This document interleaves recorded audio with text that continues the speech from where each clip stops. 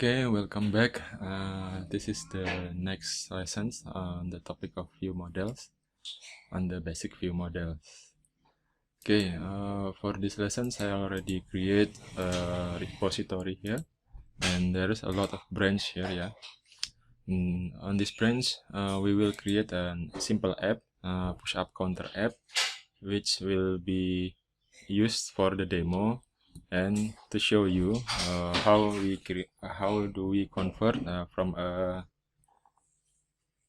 only data binding app to a app with a view model and why we should use view model. Okay, I will demo the app first. See, here we have a button that when we push the button we will increase the number, but when we have a configuration change, as you can see the number is reset. To solve this, Android provide us with something that called view models. Then I will show you the code and how to update our code to a view model approach. Okay, this is the basic code on the branch of only data binding. See here on the branch you can select this only data binding and then check out to this repo. Then here on the Gradle I have a similar Gradle with the previous code using this one, data binding true. And then on the main activity I have created a very simple layout without binding variables, yeah, only layout, and then we create this data binding layout but without variables, yeah, without data tag here. Then how do we do this? I create a variable initial variable for the push up count 0, and then I create a binding using data binding util, and then I set up the text and the button with a click listener. Then when I tap on the button, I will give the code here to increase the push up count and then set the push up count value as the number for the push up count here. See, it's okay, but when we rotate it's not working very well, yeah. It's reset. Then I have another branch, this smarter data binding. Okay, check out -f smarter data binding. Okay, then what happened in this smarter data binding? Here on the smarter data binding I have created models. Here we have models, push up count, a class that extend to base observable like the previous lesson. It means that this push up count will have ability to be observed. It will have a observable field. How to create it? You create this variable and then create a constructor. Then after you create a constructor, you set up a getter and setter, and then on each getter you add a bindable, this one, the bindable annotation, and then on the every set method you add notify property change. Then I add some method here, yeah, do push up to increase the count. Then here, by using this one, I can remove the call to on-click listener here. How do I connect this to the listener? I put it here. I create an event binding. See, add and open bracket, open curly bracket and open bracket, close bracket. This is event binding. Okay, to the button, and then one-way data binding to integer, using integer to strings, because we have an integer here, and when we want to set it into a text view we have to convert from integer to string. Then when we already have all of this set up, we will have a perfectly synced app, but with better approach, because we do not use binding to you do not call the binding here, on the activity. So we use event binding and one-way data binding to the text view, and the result is similar, yeah, not different much, but still have some problems when we rotate or we have a configuration change. The data is reset again to the 0 number, yeah. Let's see. Now it's reset again, and then this is not good. And Android have a solution. You can check the solution on welcome view models. Okay, let's change to the branch welcome view model. Git check out -f welcome view model. Okay, let's see what's changed on this one, yeah. The Gradle, I have add a Gradle for view models here, yeah, life cycle version, and this one. And I also have a build feature, still have this one because we need the data binding. And then this one is different, so I remove the base observable on the Pojo, on the models. So models only now have a getter, setter, and constructor. Then I add a new file. It's called view model. Now see, and on the main activity, it's fairly the same, yeah. Nothing changed, but I have a reference to the variables right now. Variables, main activity, view model. And then I create this one. What is this? This is a view model. A view model is a container that we should put, yeah, based on my experience, we should put data. This is data, an event of an activity or a fragment to this class. Yeah. So we remove the event and the data from activity. Activity will only call this main activity view model. Okay, how do we create this? We create by creating a simple class, public class, main activity view model, but this class must extend view model. Then you can create variables, and then you can create methods to update things here. Yeah. Okay, the main activity. Main activity has changed a little bit. I have a binding as usual, and then I also have this view model variables here. And then I load the view models using the syntax. So main activity view models equals to new view model provider. And the owner will be this activity, and then we get main activity view model.class. See, this is will reference this class. Okay. Then we can set up the binding to set the view model. See, we have this here. We have a variable named view model. So this view model can be set up by using this method binding.setViewModel. Then we put the main activity view model here. So now the activity main on the variable here, it will have a value of this main activity view model. And then when we can add another bindings to the text push up count, and then we set the text value, set the text to value of main activity view model dot get push up. Let's see here.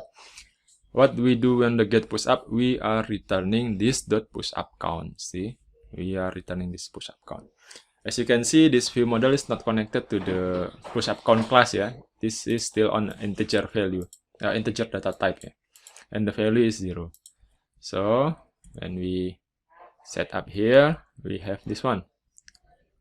We can set the text from the main activity view model, and then we add an event to the button push up, a listener, and then when we tap or when we click that button, we will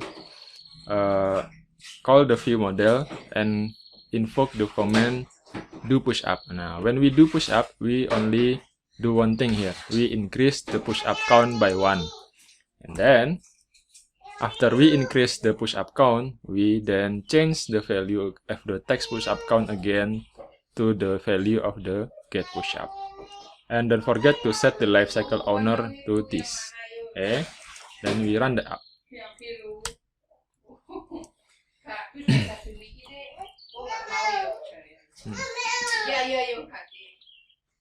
Okay, Nah.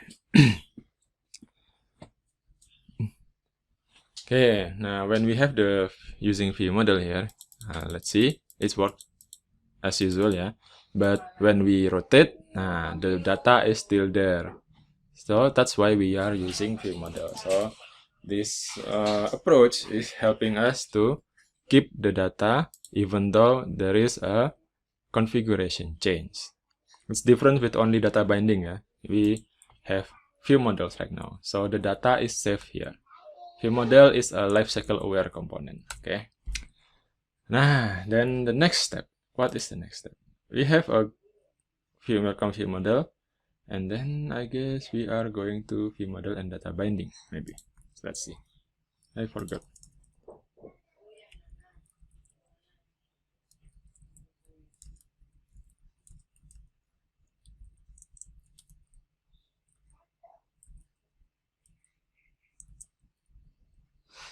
Okay, let's try view model dan data binding.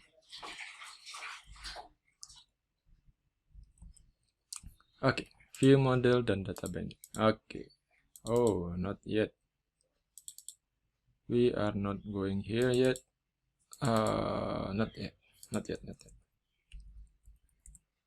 We should start the better view model.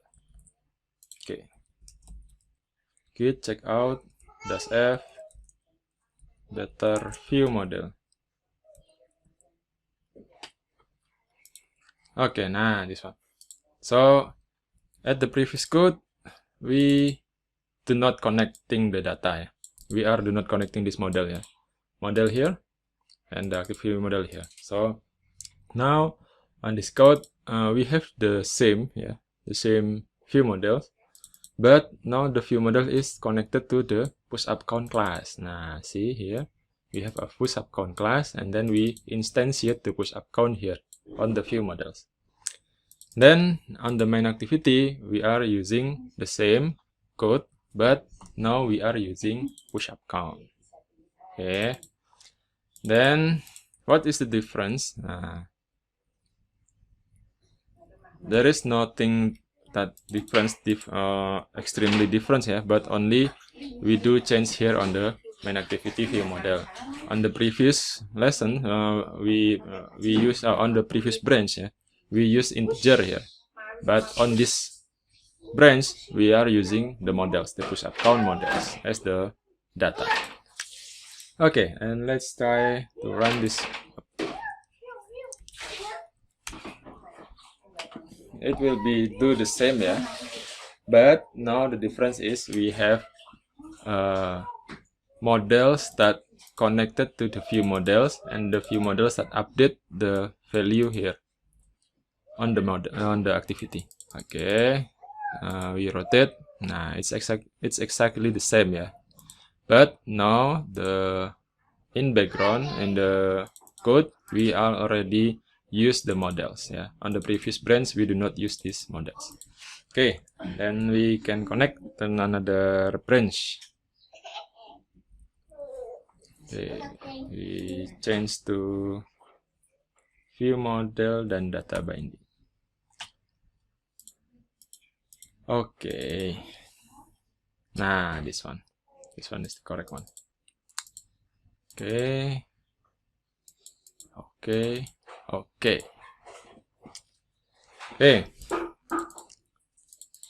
Now I would like to introduce you to a new class here, but let's us run the app first.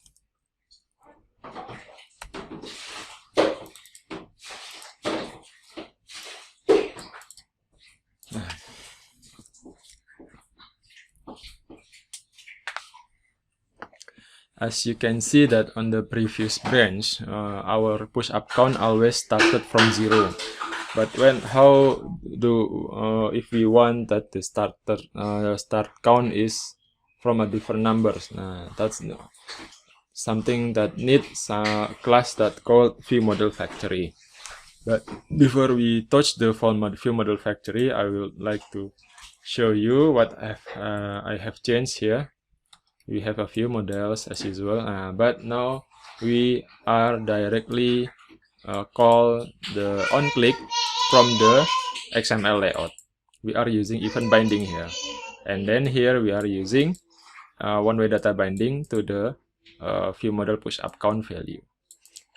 On the previous branch, we are not using this one.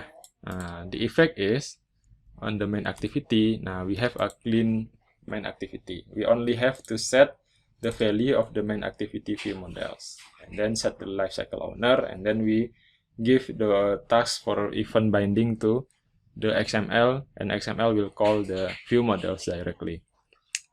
The difference here is we have this class viewModel factory. Now what is this factory? This factory is a class that will help us to instantiate the viewModels, but with a starter value. Now starting value, we can create a constructor here, and then we fill this constructor value from main activity viewModel factory.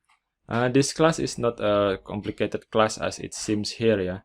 It's only a template class. You can copy and paste this template for another projects. Okay, next. Nah, but there is a weak point here on this app. When we push the push-up button, the data is not updated. Why? Because the text from the viewModel, it is updated, but main activity do not update this manually here. You can update this by binding to the event, but because we want the event to call directly to the viewModels here, so we cannot call the event update. And then we also cannot update the text view from viewModel. Why? Because viewModel should not know anything about the factory, the fragment or the activity. That is the rule. Then how we do that? We can do by using later on we are using live data.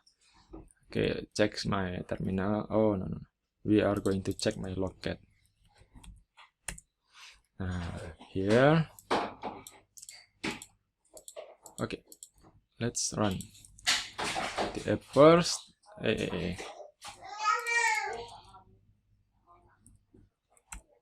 Then we open the logcat. Here, as you can see, when I tap the push up, now we have this update count updated automatically, but it is not represent on the UI. Now how to make this UI aware of that change here on the viewModel? We can use something that called live data. Let's make sure that the viewModels work. When we rotate, the number is updated as here on the 14, like the things that we have on the logcat. But when we tap again, now it is only updated in background, not shown on the UI. Now it will be shown again when we rotate.